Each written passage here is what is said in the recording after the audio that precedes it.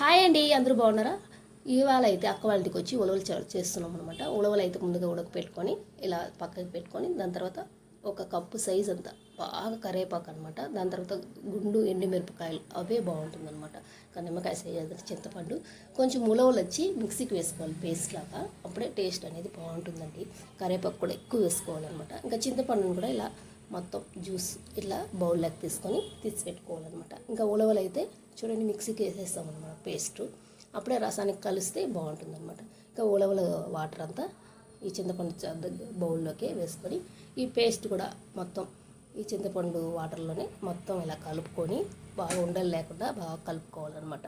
కావాల్సినంత వాటర్ వేసుకొని మనం ఎంత కావాలో అంత వేసుకొని వాటర్ అయితే ఇందులో పసుపు కొంచెం తగినంత ఉప్పు వేసుకొని మొత్తం బాగా కలుపుకోవాలన్నమాట.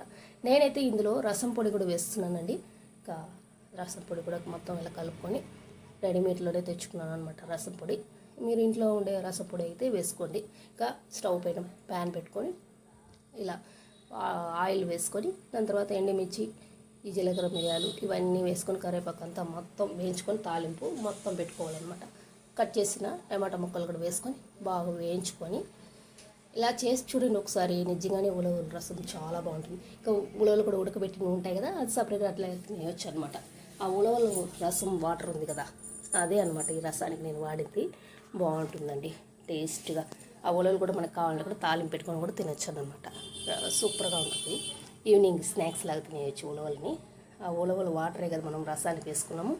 చూడండి ఇంకైతే ఇంకా మొత్తం సన్నగా తరిగిన కొత్తిమీరని కూడా యాడ్ చేసుకొని తగినంత అంతా మనం ఇలా అన్నీ వేసుకున్నాం కదా. ఇంకా కొంచెం ఇంగువ వేసుకొని మొత్తం ఇంగువ కూడా రసానికి అంతా కలిసేలా కలుపుకొని ఒక 2 పొంగులు వచ్చాక దింపుకున్నామంటే అబ్బబ్బబ్బా సూపర్ అనమాట. రైస్లోకి వేడి వేడి రైస్లోకి తిన్నామంటే సూపర్ అనమాట. మేము ఇలాగే చేస్తామండి రసం అయితే. మీరు ఎలా చేస్తారో కామెంట్స్ చేయండి. సో మొత్తం ఇలా చూడండి ఎలా వచ్చిందో. చూస్తుంటే నోరు ఊరిపోతుంది కదండి. నేను అక్క వాళ్ళ ఇంటికి వచ్చానంటే నాకు నచ్చిందనే ఇలా చేసి పెడుతూ ఉంటుంది అనమాట అక్క అయితే. ఓకే అందరికీ.